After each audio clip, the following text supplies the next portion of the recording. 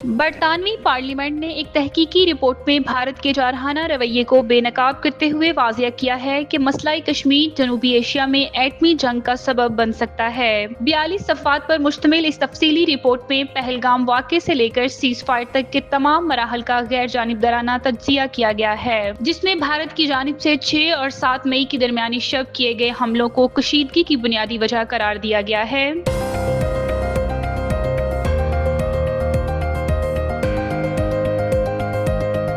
بھارت کو ایک اور جھٹکا لگ گیا۔ امریکہ نے لاکھوں ڈالر کے بھارتی عام لینے سے منع کر دیا، شپمنٹ واپس بھجوا دی۔ اکنامک ٹائمز کی رپورٹ کے مطابق امریکی حکام نے دستاویزات میں بے ضابطگیوں کی وجہ سے لاس اینجلس، سان فرانسسکو اور اٹلانٹا سمیت مختلف ہوائی اڈوں پر بھارت سے عام کے 15 شپمنٹس کو لینے سے انکار کر دیا۔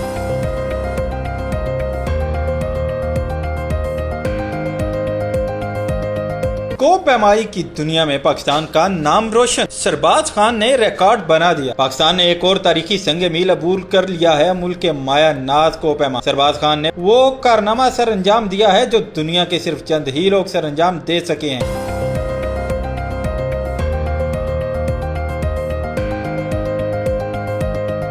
ویسٹ ایشیا بیس بال کپ کے پہلے میچ میں دفاعی چیمپئن پاکستان نے شاندار کھیل کا مظاہرہ کرتے ہوئے بنگلہ دیش کو 6 کے مقابلے میں 10 رن سے شکست دے دی اور اپنے اعزاز کا کامیابی سے دفاع کیا۔ پاکستان کی جانب سے عبدالرزاق، عاشر عباس، محمد ریحان اور سعید اختر نے بہترین کارکردگی دکھائی۔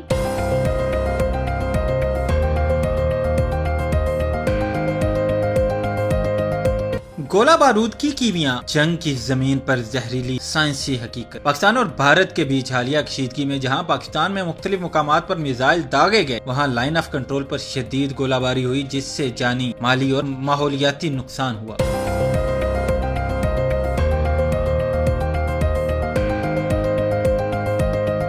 برطانوی پارلیمنٹ نے ایک تحقیقی رپورٹ میں بھارت کے جارحانہ رویے کو بے نقاب کرتے ہوئے واضح کیا ہے کہ مسئلہ کشمیر جنوبی ایشیا میں ایٹمی جنگ کا سبب بن سکتا ہے۔ 42 صفحات پر مشتمل اس تفصیلی رپورٹ میں پہلگام واقعے سے لے کر سیز فائر تک کے تمام مراحل کا غیر جانبدارانہ تجزیہ کیا گیا ہے، جس میں بھارت کی جانب سے 6 اور 7 مئی کے درمیان شب کیے گئے حملوں کو کشیدگی کی بنیادی وجہ قرار دیا گیا ہے۔ بھارت نے ایک بار پھر مقبوضہ کشمیر میں ہونے والے ایک مشکوک واقعے کو بنیاد بنا کر پاکستان کے خلاف فوجی کارروائیوں کا آغاز کیا۔ تاہم عالمی برادری کی مداخلت سے 10 مئی 2025 کو جنگ بندی کا اعلان کیا گیا۔ یہ کشیدگی اس وقت شروع ہوئی جب 22 اپریل کو مقبوضہ کشمیر کے علاقے پہلگام میں 26 افراد کی ہلاکت کا دعویٰ کیا گیا۔ بھارت نے حسب روایت بغیر کسی ثبوت کے حملے کا الزام پاکستان پر ڈال دیا اور پاکستانی علاقوں میں فوجی حملے شروع کر دیے۔ پاکستان نے فوری طور پر اس حملے میں ملوث ہونے کی تردید کی اور ایک غیر جانبدارانہ بین الاقوامی تحقیقاتی کمیٹی کے قیام کا مطالبہ کیا، جسے بھارت نے مسترد کر دیا۔ بھارت کی جانب سے 6 اور 7 مئی کی درمیانی شب پاکستانی علاقوں پر حملے کیے گئے جن میں کئی معصوم شہری شہید ہو گئے۔ پاکستان نے بھرپور جواب دیتے ہوئے دشمن کے عزائم خاک میں ملا دیے اور دشمن کو واضح پیغام دیا کہ ہر جارحیت کا منہ توڑ جواب دیا جائے گا۔ بھارت نے صورتحال کو مزید بگاڑنے کے لیے پاکستان کے ساتھ تجارت معطل اور سرحد بند کر دی، 3 طاس معاہدہ بھی معطل کرنے کی دھمکی دی۔ برطانوی رپورٹ نے اس تمام تر صورتحال کو نہ صرف بھارت کی جانب سے طاقت کے استعمال کی ایک اور کوشش قرار دیا بلکہ واضح انداز میں لکھا گیا ہے کہ بھارت کا طرز عمل علاقائی امن کے لیے شدید خطرہ ہے۔ رپورٹ میں بھارت کی ہٹ درمی پر بھی تنقید کی گئی ہے جس نے اقوام متحدہ کی قراردادوں کو مسلسل نظر انداز کرتے ہوئے مسئلہ کشمیر کو آج تک حل نہیں ہونے دیا۔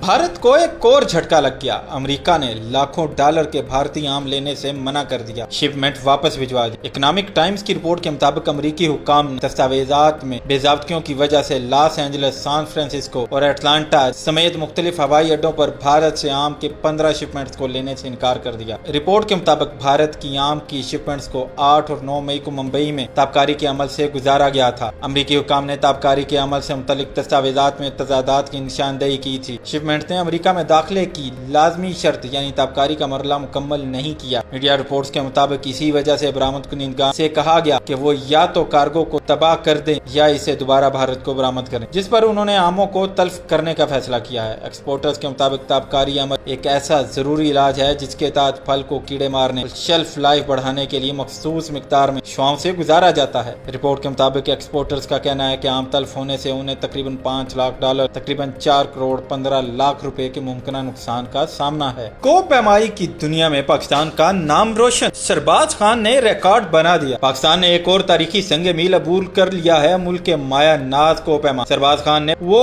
कारनामा सर अंजाम दिया है जो दुनिया के सिर्फ चंद ही लोग सर अंजाम दे सके हैं। सरबाज खान दुनिया की तमाम 8000 मीटर से बुलंद 14 चोटियां बगैर मसनूई ऑक्सीजन के सर करने वाले पहले पाकिस्तानी बन गए हैं। ये कारनामा उन्होंने हाल ही में 8586 मीटर बुलंद कंचनजोंगा को बगैर ऑक्सीजन सर करके मुकम्मल किया है, जो दुनिया की तीसरी बुलंद तरीन चोटी है। यह सफर आसान न था। सरबाज खान ने अपनी 8000 मुहिम के आगाज में 2 चोटियां अन्नपूर्णा और कंचनजोंगा मसनूई ऑक्सीजन के साथ सर की थी, लेकिन उन्हें यह कारनामा मुकम्मल करने के लिए इन दोनों को दोबारा बगैर ऑक्सीजन सर करना था। गुज़श्ता साल वो 14 बुलंद चोटियां मुकम्मल कर चुके थे और अब उन्होंने बगैर ऑक्सीजन के ये कारनामा मुकम्मल करके एक नई तारीख रकम की है। ये सिर्फ एक फर्द की कामयाबी नहीं बल्कि ये पाकिस्तान की अज़्म, हिम्मत और हौसले की नुमाइंदगी है। सरबाज खान का ये कारनामा आने वाली नस्लों के लिए एक मिसाल तरगीब है कि अगर इरादा पक्का हो तो कोई पहाड़ ऊंचा नहीं होता। सरबाज खान को सलाम और पाकिस्तान को एक और फख्र का लम्हा। वेस्ट एशिया बेसबॉल कप के पहले मैच में दिफाई चैंपियन पाकिस्तान ने शानदार खेल का मुजाहरा करते हुए बांग्लादेश को 6 के मुकाबले में 10 रन से शिकस्त दे दी और अपने अजाज का कामयाबी से दिफा किया।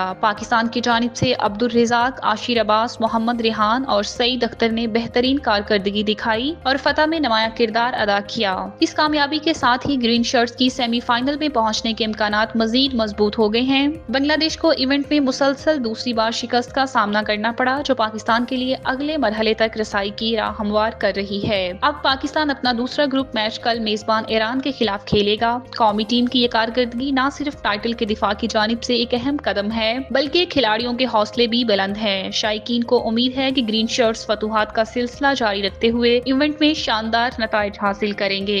गोला बारूद की कीमिया, जंग की जमीन पर जहरीली साइंसी हकीकत। पाकिस्तान और भारत के बीच हालिया कशीदगी में जहां पाकिस्तान में मुख्तलिफ मुकामात पर मिसाइल दागे गए, वहां लाइन ऑफ कंट्रोल पर शदीद गोलाबारी हुई, जिससे जानी, माली और माहौलियाती नुकसान हुआ। आइए समझते हैं कि गोलाबारी के पीछे की साइंस क्या है, इन गोलों में क्या होता है, वो कैसे बढ़ते हैं और इसका माहौल पर क्या असर पड़ता है। गोले की साख। हर गोला 3 अहम हिस्सों पर मुश्तमिल होता है। धमाका खेज मौद, ये गोले के अंदर वो केमिकल होता है जो धमाका करता है। इसकी मिसालें TNT और साइक्लोनाइट हैं। धाती खोज, स्टील या कास्ट आयरन का बना होता है जो धमाके के वक्त छोटे छोटे धात के टुकड़ों में तकसीम होकर गिरदोनवा में तबाही फैलाता है। डेटोनेटर, ये एक हसास मवाद होता है जो गोले को फाड़ने के लिए इब्तदाई चिंगारी फराहम करता है। लीड अजाइड मरकरी, फुलमिनेट या PETN जैसे मुरक्बात इस्तेमाल किए जाते हैं। गोला फटने का कीमियाई अमल कैसे होता है? जब गोला हदफ से टकराता है या मखसूस वक्त पर डेटोनेटर मुतहरक होता है तो अंदर मौजूद धमाका खेज मवाद में रिएक्शन होता है जिसमें हरारत और गैसें खारिज होती हैं। मसलन TNT के टूटने से carbon monoxide, carbon dioxide, nitrogen, काला धुआं और हरारत निकलती है। ये सब माइक्रो सेकंड में होता है, जिससे दबाव और दर्जा हरारत में जबरदस्त इजाफा होता है और यही धमाका बनता है। माहौल और इंसानी सेहत पर असर। TNT